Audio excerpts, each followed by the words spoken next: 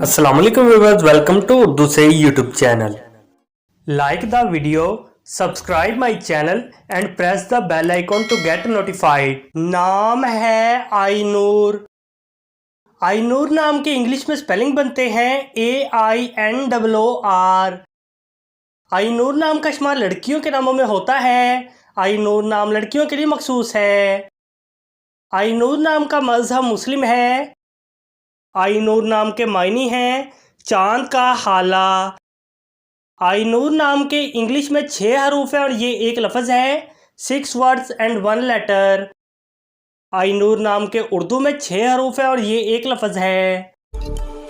अपने नाम का मीनिंग जानने के लिए कमेंट बॉक्स में लिखिए। चैनल को सब्सक्राइब कीजिए, वीडियो को लाइक और शेयर कीजिए। Thanks for watching.